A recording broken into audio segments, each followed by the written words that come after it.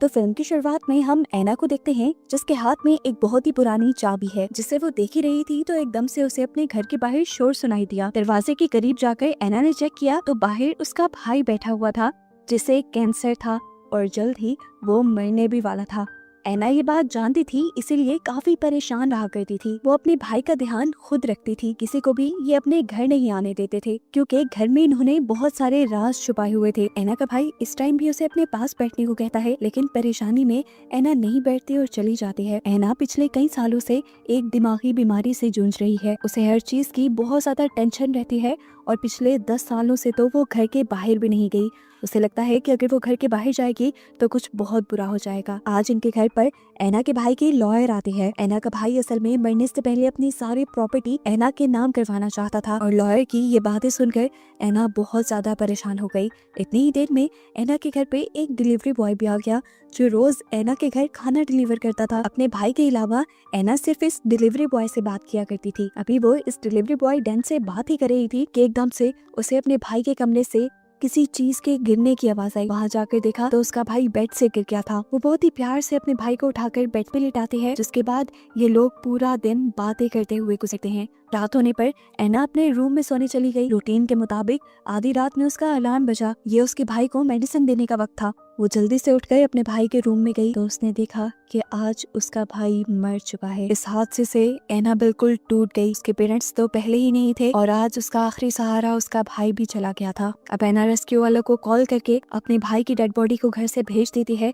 जिसके बाद वो पूरे घर की सफाई करती है और अपने भाई से रिलेटेड सारी मेडिसिन और चीजों को साफ कर देती है। आज सुबह जब डिलीवरी बॉय आया तो रोज की तरह उसने फ्रैंक होकर ऐना से बात करने की कोशिश की लेकिन आज ऐना फूट फूट कर रोती। वो भी परेशान हो गया और घर के अंदर आया। उसने ऐना का दुख सुना और उसे सजेस्ट किया कि तुम इस घर को बेचकर कहीं और चली जाओ। ऐना जवाब में कहती है मैं ये घर नहीं छोड़ सकती, मेरी सारी यादें इस घर से जुड़ी हैं। इस टाइम पर डैन उसे बताता है मैं भी एक टाइम पे इस शहर से बाहर निकलना चाहता था लेकिन क्योंकि मेरे पास पैसे नहीं थे तो मैं ऐसा नहीं कर पाया और आज तक इसी शहर में फंसा हुआ हूँ। उसके ये बात सुनते ही ऐना भाग कर अंदर गई और पैसों से भरा एक बैग लाकर उसके सामने रख दिया और बोली मैं ना सही, तुम तो अपनी लाइफ बेहतर कर सकते हो कि पैसे लो और जाओ अपनी लाइफ नई सेट कर लो। डैन को ये पैसे लेना ठीक नहीं लगा इसीलिए वो उठ कर चला गया। अगले दिन ऐना के भाई का फ्यूनरल था। वो फ्यूनरल के लिए तैयार हुई लेकिन अपनी दिमागी हालत की वजह से वो घर से बाहर ही नहीं निकल पाई। उसने अपने भाई का फ्यूनरल तक छोड़ दिया, अपने लिए केटल में चाय बनाने रखी और इतने में ही उसे अपने घर के बाहर किसी गाड़ी के रुकने की आवाज आई। उसने बाहर से देखा ये 3 लोग थे जो शायद चोरी के इरादे से ऐना के घर में आ रहे थे। इन्हें देखकर ऐना काफी ज्यादा घबरा चुकी थी। वो खुद बेड के नीचे छुप गई इससे पहले कि वो किसी को मदद के लिए बुला पाती। पीछे का दरवाजा तोड़ते हुए ये तीनों चोर अंदर आ गए। महसूस हो रहा था कि ये चोर किसी न किसी तरह ऐना से लिंक थे। वो जानते थे कि ऐना आज अपने भाई के फ्यूनरल पे जाएगी इसलिए वो बड़े आराम से दंदनाते हुए ऐना के घर में घूम रहे थे। लेकिन तभी इन्हें चूल्हे पे चढ़ी केटल की सीटी सुनाई दे दी और ये समझ गए कि कोई तो घर पर है। ये चोर इन्हें चारों तरफ ढूंढने लग गए जबकि ऐना इनसे बचने के लिए ऊपर की तरफ बढ़ गई। वो बेडरूम में थी जब एक चोर रूम में आ गया। उसके हाथ लगने से पहले ही ऐना सीढ़ियों से उतरकर मेन गेट की तरफ आ जाती है पर अपनी बीमारी की वजह से बाहर नहीं जा पाती और चोर उसे पकड़ लेते हैं। उसे सोफे पर बिठाकर पूछते हैं आखिर तुम भागी क्यों नहीं? तो ऐना ने बता दिया कि मैं घबरा गई थी। खैर इन्हें ऐना से नहीं उसके पैसे से मतलब था जिसे ये लोग ढूंढने लगे। हालांकि बैग सामने टेबल पे ही पड़ा था जिन पर उनका ध्यान ही नहीं गया। एक आदमी लगातार ऐना पर नजर रखने के लिए उसके सामने था जिसे ऐना बताती है कि मैं अपनी बीमारी की वजह से पिछले 10 सालों से बाहर नहीं निकल पाई। इस चोर को ऐना की बात पे बिलीव नहीं हो रहा था। ऐसा कैसे मुमकिन था कि कोई 10 साल तक एक घर में कैद रहे? ऐना की बात को साबित करने के लिए वो ऐना को जबरदस्ती खींचते हुए घर से बाहर ले जाता है और घर से बाहर जाते ही ऐना की हालत खराब हो जाती है, यहाँ तक कि उसके कपड़े भी खराब हो जाते हैं। वो इतना घबरा गई थी कि उसको सही से नजर आना भी बंद हो गया था। ऐना की चीखें सुनकर दूसरा चोर यहाँ आया और ऐना की खराब हालत को देखते हुए उसे अंदर ले गया। अब ये चोर ऐना को जबरदस्ती कपड़े बदलने को कहते हैं लेकिन ऐना की हालत इतनी खराब हो चुकी थी कि उसे किसी चीज का होश नहीं रहा था। इधर बाकी दो चोर दोबारा से पैसे ढूंढने की कोशिश में लगे थे और पैसे ढूंढते हुए ये लोग बेसमेंट पे पहुंच जाते हैं, जहाँ पर दो अजीब से डोर्स थे जिनका कोई हैंडल नहीं था। इन्होंने जब इन डोर्स को खोलने की कोशिश की तो इन्हें पता चला कि वो बुरी तरह जाम है। शायद ये वही कमरे थे जिनको छुपाने के लिए ऐना और उसका भाई किसी को भी इस घर में आने नहीं देते थे। यहाँ अब चोर दोबारा से ऐना को कपड़े बदलने को कहता है, लेकिन ऐना जब उसकी बात नहीं सुनती तो उससे गुस्सा आ जाता है और वो खुद उसके जबरदस्ती कपड़े बदलना शुरू कर देता है। अब ये सब चल ही रहा था कि यहाँ पर डैन आ गया। डैन ने आते ही इन चोरों को पहचान लिया क्योंकि ये चोर डैन के ही दोस्त थे। क्या डैन भी इनके साथ मिला हुआ था? ऐना के दिमाग में ये सवाल आया, लेकिन नहीं, डैन इनके साथ नहीं मिला हुआ था। डैन तो बस ऐना को देखने के लिए आया था कि वो अपने भाई के फ्यूनरल पे ही क्यों नहीं आई थी। डैन का शोर सुनकर दूसरा चोर भी बाहर निकल आता है और मौका पाकर ऐना भी वहाँ से भागकर कहीं छुप जाती है और देखती है कि ये लोग डैन को मारकर बेहोश कर चुके हैं क्योंकि डैन इनके प्लान का हिस्सा नहीं था। अब ये लोग ऐना को ढूंढ नहीं पा रहे थे। एक आदमी ऐना को धमकी देता है, खुद ही बाहर निकल आओ वरना मैं तुम्हारे तोते को मार दूंगा। ऐना फिर भी बाहर नहीं निकलती तो वो हथौड़ी मार के उसके तोते को मार देता है। इतनी ही देर में हमने देखा कि डैन को भी होश आ चुका था। अब डैन यहाँ कुछ करना दे इसलिए चोर उसके हाथ बांध कर उसे बिठा देते हैं। दूसरी तरफ हम देखते हैं कि ऐना भी मौका पाकर वहाँ से निकलकर किसी दूसरी तरफ जाने के लिए भागी ही थी कि उसे एक चोर ने देख लिया। अब वो चोर इससे पहले कि उसे पकड़ लेता, ऐना ने कोई चीज उठाई और उसके गले पे मार दी और उस बंदे की वहीं पर मौत हो गई। कुछ देर बाद हम देखते हैं कि बाकी बचे हुए दोनों चोरों को बेसमेंट से अजीब सी आवाज आई। हमें दिखाया गया कि ऐना उस मरे हुए चोर की बॉडी को बेसमेंट में घसीटते हुए लेकर जा रही थी। अब चोर जब आवाज की इन्वेस्टिगेशन करने के लिए बेसमेंट की तरफ बढ़े तो उन्हें फ्लोर पर खून नजर आया, जिसका पीछा करते करते ये लोग अपनी दोस्त की लाश तक पहुंच गए। मरा हुआ चोर जेपी नाम के चोर का भाई था और अपने भाई की मौत से जेपी पूरी तरह टूट गया और उसने अपने भाई का बदला लेने की ठान ली। यहाँ दूसरा चोर ऐना को बिना हैंडल वाले उन दरवाजों के पास देखता है। इससे पहले कि वो ऐना को पकड़ पाता, ऐना वो दरवाजा बंद कर देते हैं।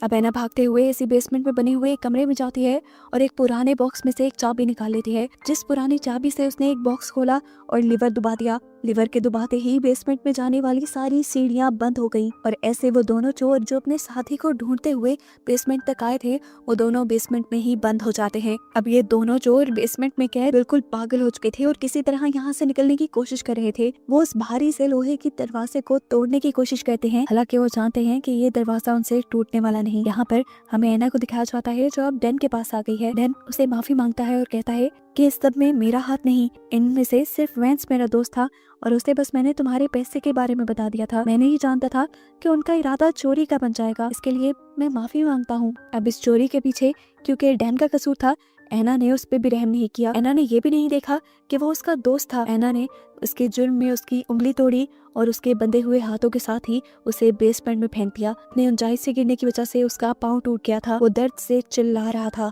इसके बाद ऐना बेसमेंट के दरवाजे बंद करने के बाद एक हिडन कैबिनेट में पहुंच जाती है और वहां जाकर बेसमेंट की लाइव फुटेज देखने लग जाती है। उसने देखा कि डैन दर्द से कराह रहा था। जेपी उसके पाँव को ठीक करने की कोशिश करता है लेकिन नाकाम हो जाता है। तब ऐना एक रिमोट कंट्रोल लेकर बेसमेंट के गेट के पास जाती है और इन लोगों से कहते हैं तुम्हारे पीछे 2 गेट हैं जिनमें से एक के अंदर फर्स्ट एड किट रखी हुई है। ये कहते ही वो अपने रिमोट कंट्रोल से उन दरवाजों को खोल देती है।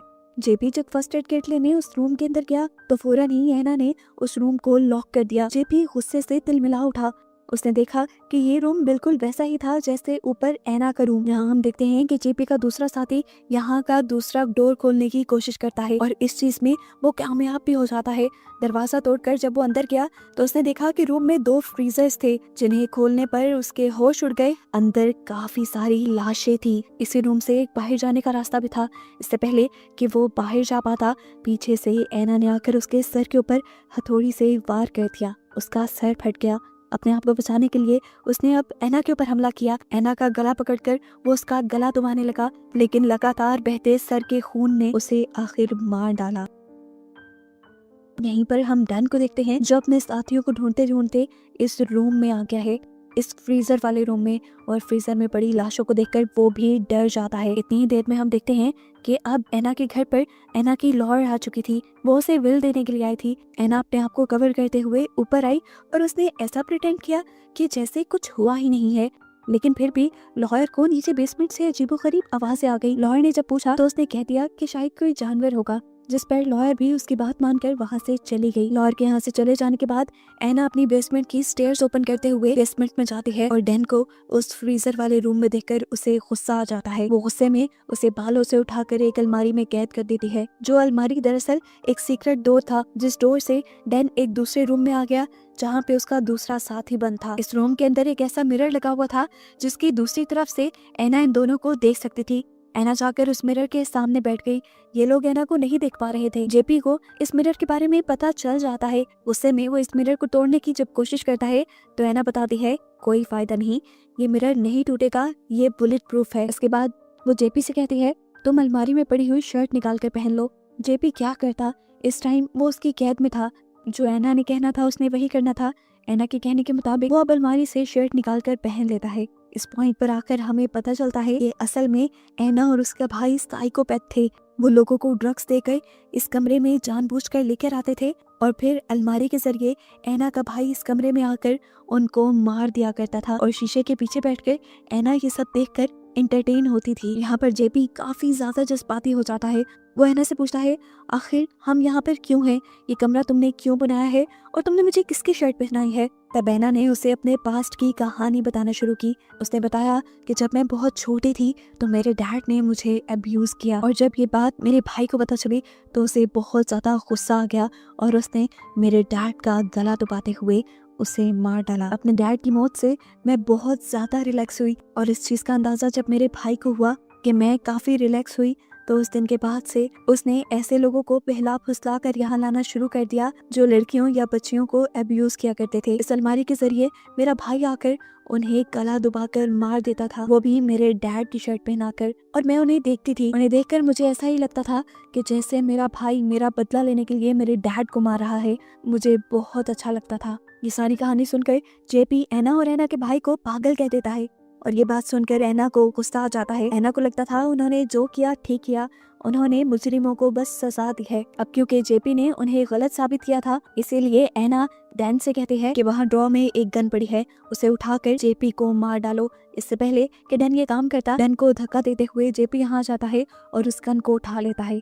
वो अब इस गन से डैन को ही मारने वाला था कि तभी एना ने कहा तुम ऐसा नहीं करोगे, तुम अपने आप को मारोगे क्योंकि तुम जानते हो कि तुम्हारे भाई की मौत के जिम्मेदार तुम खुद हो और अगर तुम इस पछतावे से निकलना चाहते हो, सब कुछ ठीक करना चाहते हो तो तुम्हें अपने आप को मारना होगा। शुरू में जेपी उसकी जज्बाती बातों में आ गया और उसने सुसाइड करने की भी कोशिश की, लेकिन जल्द ही जेपी होश में आ जाता है और अपने आप को मारने के बजाय गन दोबारा डैन पे तान देता है। एना नहीं चाहती थी कि उसकी वजह से डैन की मौत हो जाए, इसीलिए वो अब रिमोट कंट्रोल से एक दरवाजा खोल देती है जिससे ये दोनों आजाद हो जाते हैं। इन्होंने सुख का सांस लिया था कि लोग बाहर जाने वाले थे, लेकिन तभी जेपी को अपने भाई की मौत याद आ गई। उसे याद आ गया कि उसने तो अपने भाई की मौत का बदला लेने का फैसला किया था। डैन उसे समझाता है ऐसा नहीं करो, अंदर जाओगे तो मारे जाओगे, लेकिन जेपी उसके मुंह पे पंच करते हुए अब अंदर चला जाता है। अब जेपी घर के अंदर जाकर घर में केरोसिन ऑयल डालने लगा एना से बदला लेने के लिए। इस घर को जलाने का उसने सोचा, लेकिन तभी एना उसके सामने पैसों से भरा एक बॉक्स ले आई।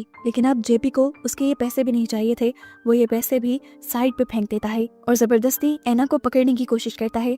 एना उससे बचने के लिए भागी, लेकिन फिर भी जेपी ने उसे पकड़ लिया और उसे कहा मैं अपना भाई का बदला लेने के लिए तुम्हारे साथ वही सलूक करूंगा जो बचपन में तुम्हारे डैड ने किया था। वो एना के साथ जबरदस्ती कर रहा था।